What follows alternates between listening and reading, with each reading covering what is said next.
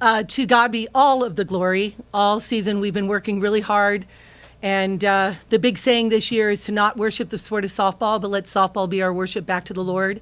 Just so blessed to be at Liberty University, the largest Christian university in the world, and be able to share Jesus Christ just openly and boldly.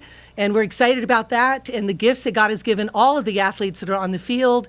You saw Texas A&M ranked number 1 in the nation, well deserving. And it just shows where Liberty softball is at too. It's just exciting to see that we believe and we trust. My prayer was for the team to play with freedom and to be able to play with the fierce competitiveness that is born within them. I think you saw that. We had some miscues that gave them runs, but I was excited that we rebounded back from it. You're looking at 2 unbelievably godly young women to my left, and Alyssa and KK, and their performance today was a statement. And it was exciting to see all the way from 1 through 9 what was capable, and our pinch runners getting in there. And to Elena Escobar, she finished strong, and she learned from last year with the 1 out away with Georgia to stay focused and to pitch her game, and she did that. And I just want to thank the Lord. I want to thank each of these players, but it's not over yet. We know it. We need to finish. We need to stay strong, continue to believe, and we appreciate Liberty University giving us the opportunity to pursue greatness. For either hitter, guys swung at a lot of early pitches today, so I just wondered, seeing you for the first time this weekend, is that normally for you guys, or was something Emily was doing? But you had a lot of great success early in the count, so for either one of you.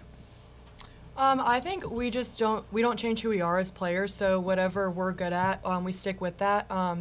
And I think we did a good job of that, staying in ourselves and staying true to who we are, so I think that's just what we did. For me and a few other players, if you watch some of the film that she has, she probably will throw her better pitches earlier in the count, because once she gets 2, now obviously they want you to chase so you don't hit any balls in play. So that was more my mindset and a few other girls.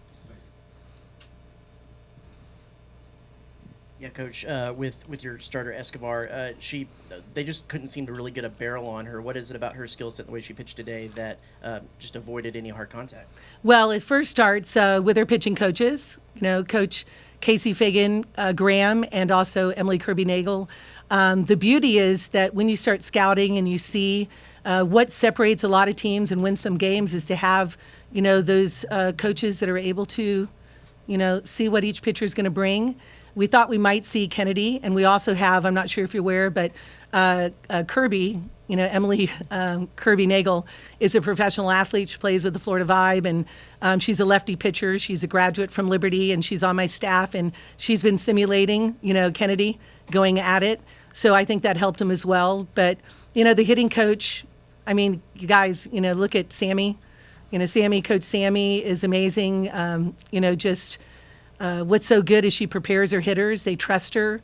She trusts them as well. But when you look at E, affectionately known Elena, Escobar, she is just a competitor. And when you're at this stage, that's what it takes to win. And she was so disappointed in herself, walking number 13 twice, ended up scoring twice.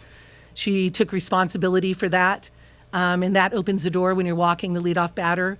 And that showed me, as upset as she was, how fierce she is and how much she wants it. And the team responded. We easily could have collapsed. When you're making 3 errors, they only put 2, but there was 3 errors to throw home. I don't know why they didn't give that an error.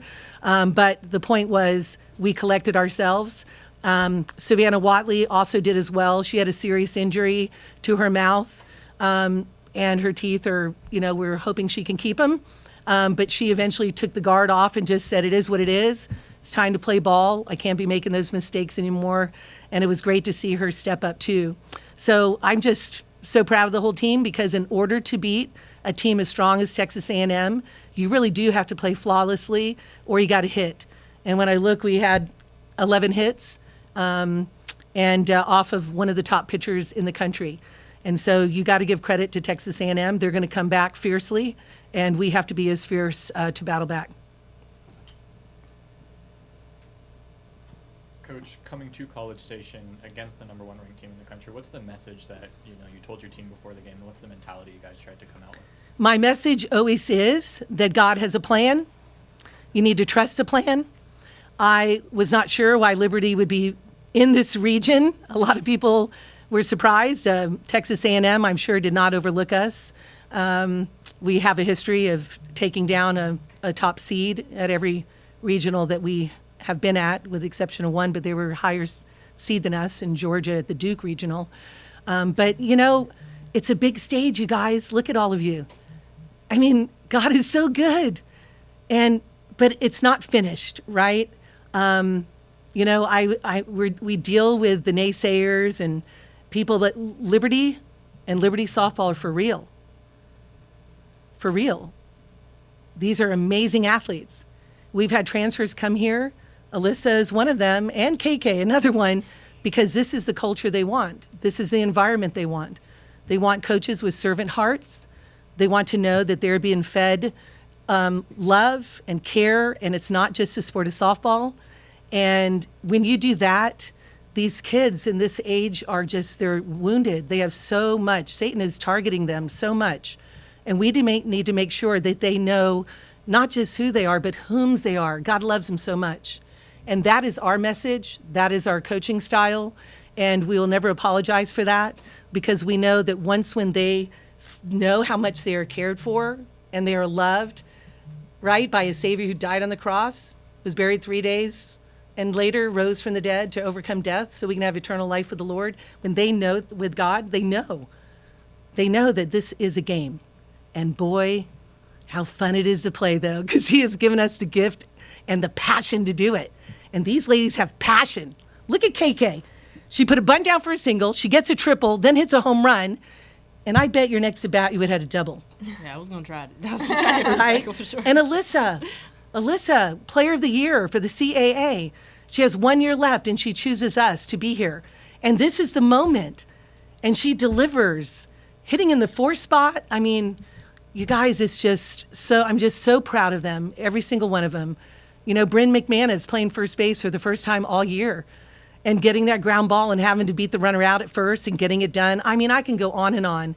But I hope you guys just continue to be excited about this. Texas A&M, it's not finished. They are going to battle back. And when you have the 12th man in there, you know, we overcame this time, and we need to be overcomers at least one more time, baby, one more time. Coach, when you see, you thought 3 errors, I thought 3 errors as well. You're right. When you see Elena just not lose focus and just keep battling and then just shut it down, what does that say about her, and what in her past made you not be surprised by what she did to a team that has been run ruling people as a habit lately? Well, Elena Escobar has done it. She's done it before. She actually beat Liberty Softball in the ASUN when she pitched for North Alabama. And to beat us, it's saying something. And I saw the fight in her, and when she got in the transfer portal and seeked us, there was no hesitation to get her. Because when you see a pitcher that even when they're not at their best, she is pitching with an Achilles injury.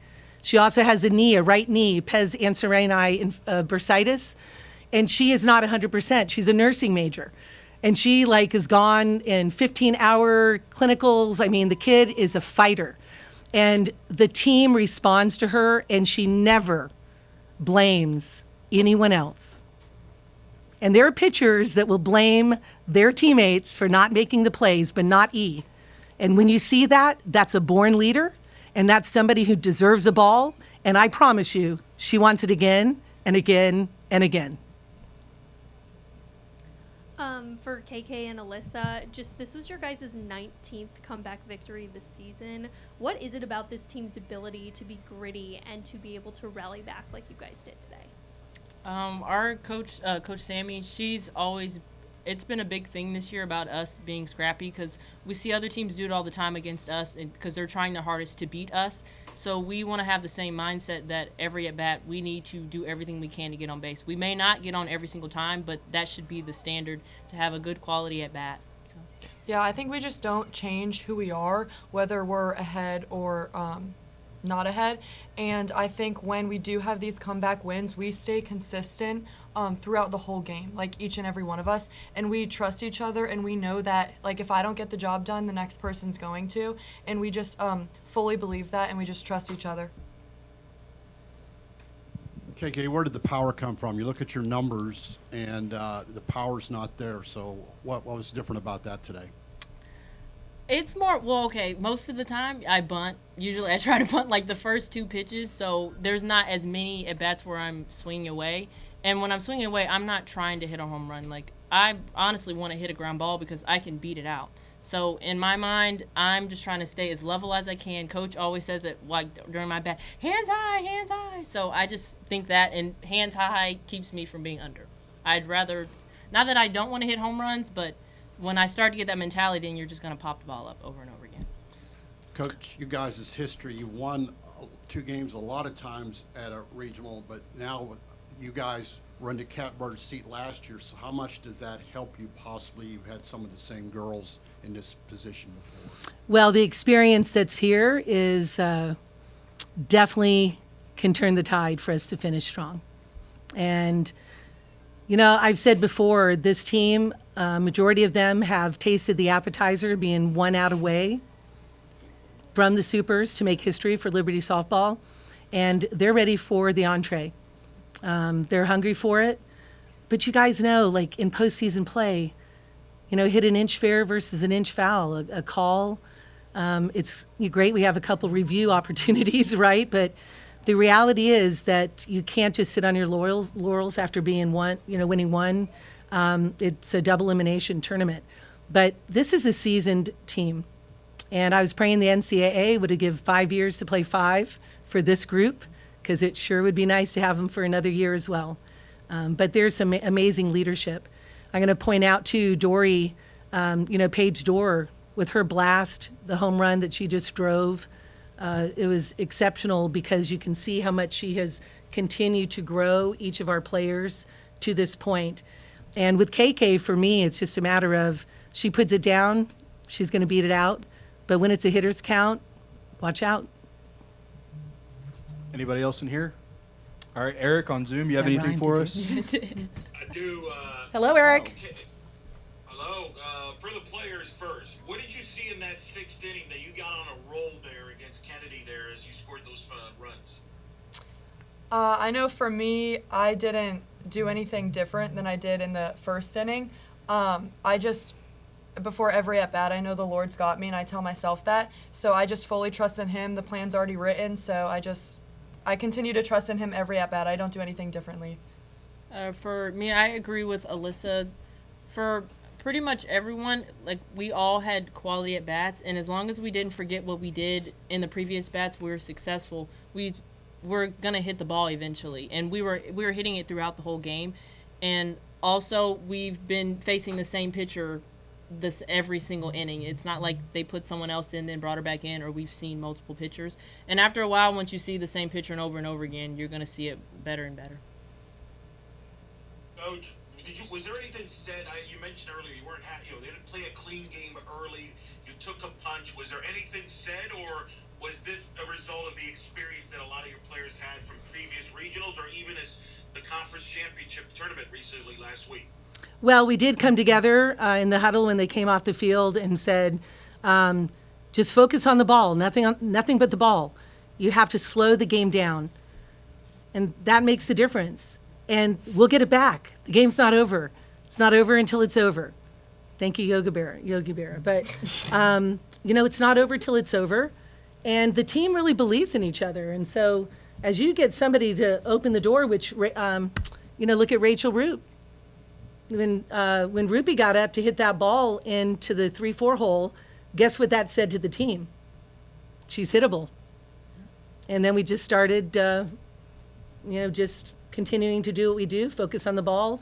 And you just had to focus low. And, I think the adjustments in the box were really good. But she got her strikeouts. It says here she had eight strikeouts. But I also look at Savannah Woodard, struck out twice, and she was wailing at some balls that she's better than, and she knows it. And what'd she do her last at bat? She gets a hit. So our hitters are 300 hitters or better. So they're going to get at least one hit a game, right? Yeah. And then my last question, obviously we were literally in this spot a year ago. I remember talking to you after the Georgia game. What do you take from that experience last year that you will apply this time to help you for tomorrow? Well, you saw the experience in Elena. The crowd, I don't know how many were there, had to be over 2,000, I'm assuming. They almost all of them were against us. You expect that when you're at a home field. And so I was so pleased that she finished strong like she did. You know, that was the difference, right? In the Georgia game, that if game, that last inning, she was just hoping to get it over as fast as possible because we were going to win, right? This game, she stayed true to and focused on what she needed to do. She hit her spots, and so proud of her. She did really well. Just proud of the whole team and my coaching staff and non-coaching staff. It takes a village, and above all, it takes the Lord, just trusting in Him, and He's faithful.